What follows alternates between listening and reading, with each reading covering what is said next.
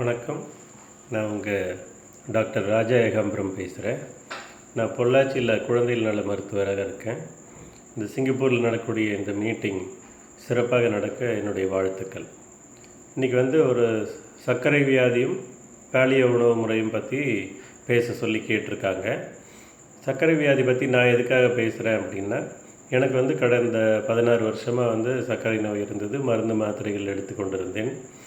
இப்போ கடந்த 2015 வருட கடைசியில் இந்த பாலியோ உணவு முறை ஆரம்பித்தேன்.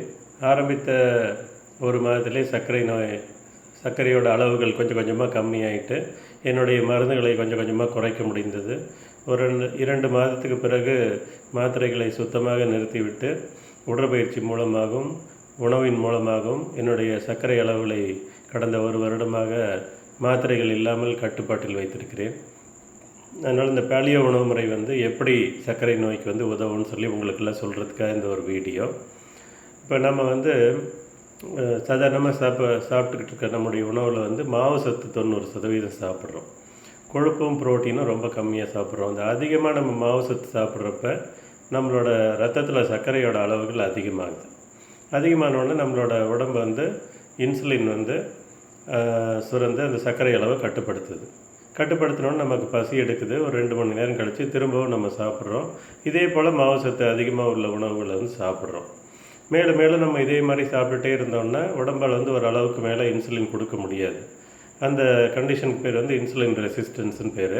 அப்போ இன்சுலின் இருக்கும். இன்சுலினால் நம்மளுடைய அதிக இரத்த சர்க்கரை அளவை கட்டுப்படுத்த முடியாது. அப்போ நம்ம அதிகமாக எடுத்துக்கிட்ட சர்க்கரை உணவின் மூலமாக கிடைத்த மாவு சத்து உடம்புல கொழுப்பாக படிய ஆரம்பிக்குது. நாளடைவில் நமக்கு சர்க்கரை நோய் வருது. இந்த சர்க்கரை நோய் பார்த்திங்கன்னா டைப் 1 டைப் 2ன்னு சொல்லிட்டு 2 வகை இருக்குது. டைப் 1 நம்முடைய சிறு வயசுலேயே வந்துடுது. அவங்களுக்கு சுத்தமாக அந்த பீட்டா செல் வேலை செய்யாது, இன்சுலினே இருக்காது.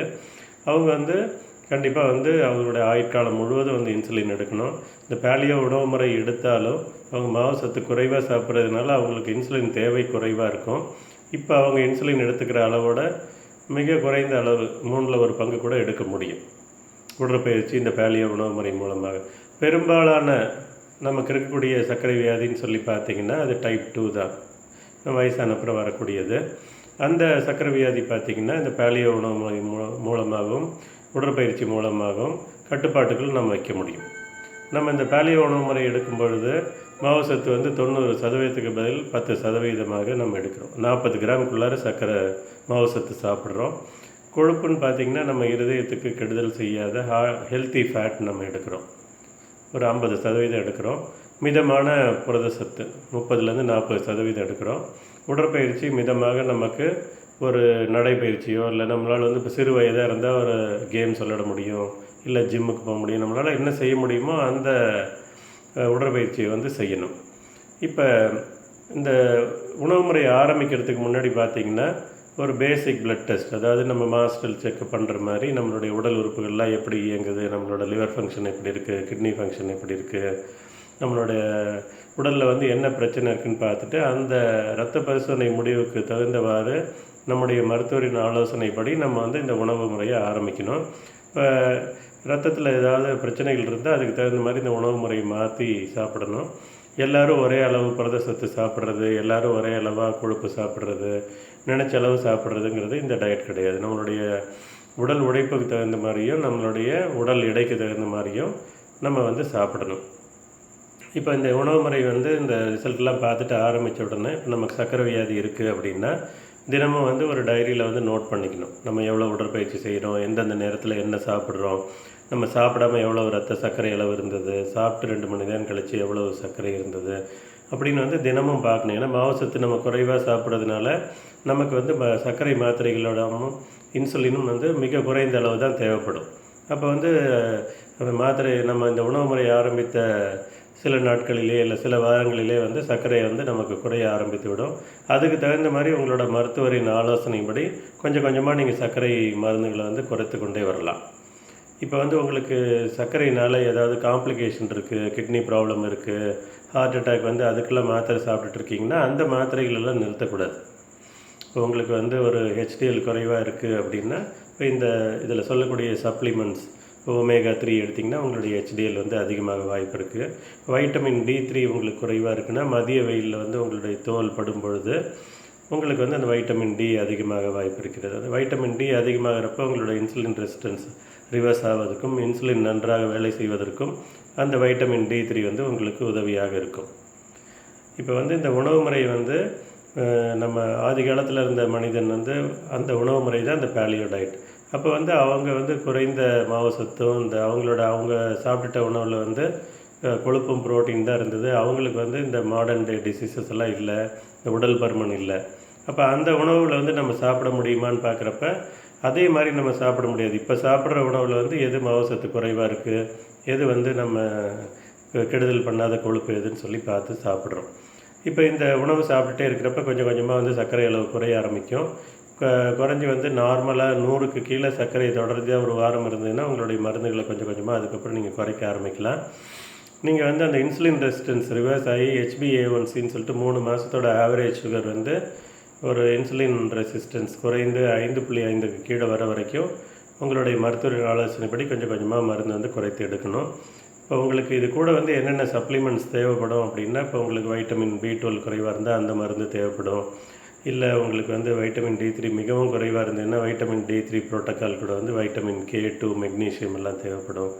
அப்படி உங்கள் மருத்துவர்கள் வந்து என்னென்ன சப்ளிமெண்ட்ஸ் இப்போ ஃபோலிக் ஆசிட் குறைவாக இருந்ததுன்னா ஃபோலிக் ஆசிட் எடுக்க சொல்லுவாங்க, அயன் குறைவாக இருந்ததுன்னா அயன் எடுக்க சொல்லுவாங்க. அந்த மாதிரி எந்தெந்த மருந்துகள் வேணுமோ அந்த மருந்துகள் எல்லாம் நீங்கள் வந்து தொடர்ந்து எடுக்கணும். இந்த பேலியோ உணவு முறை பற்றி நம்முடைய நியாண்டர் செல்வன் அவர்கள் எழுதிய இந்த பேலியோ டயட் என்ற புத்தகத்தை வாங்கி இதை வந்து படிங்க. இது வந்து தமிழில் இருக்கும்.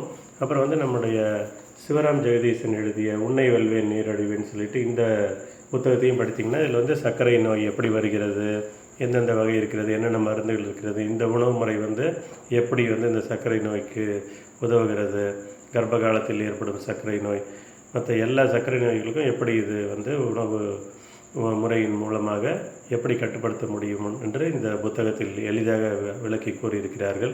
இப்போ பார்த்திங்கன்னா நமக்கு வந்து உணவு நிறைய இருக்குது, நம்ம எக்ஸசைஸ் பண்ணுறதில்ல, ஜங்க் ஃபுட்ஸ் நிறைய சாப்பிட்றோம், உடல் உழைப்பு இல்லை, அதனால் வந்து நமக்கு இந்த உடல் பருமன் வந்து நமக்கு இந்த வியாதியெல்லாம் வந்துடுது. இந்த உணவு முறை மூலமாக இது வந்து எடை குறைக்கும் டயட் கிடையாது. உங்களுடைய ரத்தத்தில் ஏற்பட்டிருக்கும் அத்தனை உங்களுக்கு 3 மாதத்துக்கு ஒரு தடவை நீங்கள் வந்து திரும்ப திரும்ப ரத்த டெஸ்ட் எடுத்து பார்க்குறப்ப உங்களுக்கே தெரியும் எவ்வளவு நன்மை இந்த டயட் மூலமாக உங்களுக்கு கிடைக்கிறதுன்னு. இப்போ வந்து நீங்கள் ஒரு ஆல்கஹாலிக்காக இருக்கீங்க அப்படின்னா உங்களோட லிவர் ஃபங்க்ஷன் அதிகமாக இருக்குது, இல்லை நிறைய ஃப்ரூட்ஸ் எடுத்து ஃப்ரக்டோஸ்னால உங்களுடைய ட்ரைக்ளிசரைட்ஸ் அதிகமாக இருக்குது, ஃபேட்டி லிவர் இருக்குன்னா அந்த ஃபேட்டி லிவர் ஆரம்ப கட்டத்தில் இருந்தால் கூட இந்த உணவு முறை மூலமாக ரிவர்ஸ் பண்ண முடியும். ஸோ சர்க்கரை நோய் இருப்பவர்கள் வந்து தங்களுடைய உடல்நிலை பரிசோதித்துவிட்டு தற்போது எப்படி இருக்கிறதுன்னு பார்த்துட்டு இந்த உணவு முறையை வந்து தைரியமாக ஆரம்பிக்கலாம். உங்களுடைய மருத்துவரின் ஆலோசனைப்படி கொஞ்சம் கொஞ்சமாக வந்து மருந்துகளை குறைத்துட்டு வாங்க.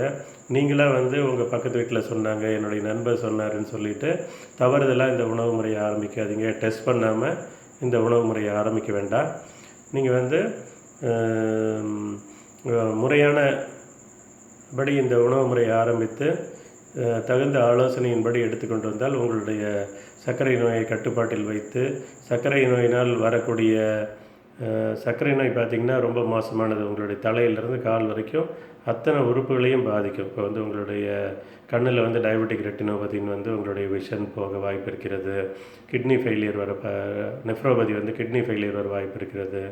ஹார்ட் அட்டாக், இந்த ஸ்ட்ரோக் எல்லாமே வந்து சர்க்கரை வியாதி இருக்கவங்களுக்கு வாய்ப்பு இருக்கிறது. உங்களுக்கு நீண்ட நாளாக சர்க்கரை நோய் இருக்குது அப்படின்னா நீங்கள் வந்து உங்களுடைய மருத்துவர்கிட்ட வந்து வருஷத்துக்கு ஒரு தடவை உங்களுடைய கண் எப்படி இருக்குது, நரம்பு எப்படி இருக்குது, உங்களுடைய இருதயம் எப்படி இருக்குது, கிட்னி எப்படி இருக்குதுன்னு பார்த்துக்கணும். அப்படி எதாவது பாதிப்பு இருந்ததுன்னா அதுக்கு உண்டான மருந்துகளோடு இந்த டயட்டை வந்து சேர்ந்து எடுத்துக்கணும். நீங்கள் அனைவரும் அதாவது சர்க்கரை இல்லா பொங்கல் அப்படின்னு சொல்லிட்டு எங்கள்கிட்ட ஒரு ஃபேஸ்புக் குழு இருக்குது. அதில் சேர்ந்து அவர்களுடைய ஆலோசனைப்படி, அதாவது ஆன்செஸ்ட்ரல் ஃபுட்ஸ்ன்னு சொல்லுவாங்க, அந்த ஃபேஸ்புக் குரூப்பில் சேர்ந்து அவருடைய ஆலோசனைப்படி நீங்கள் இந்த உணவு முறையை கரெக்டாக எடுத்துக்கொண்டு வந்தீர்கள் என்றால் சர்க்கரை நோயை முழுமையாக மாத்திரை இல்லாமல் கட்டுப்பாட்டில் வைக்க முடியும்.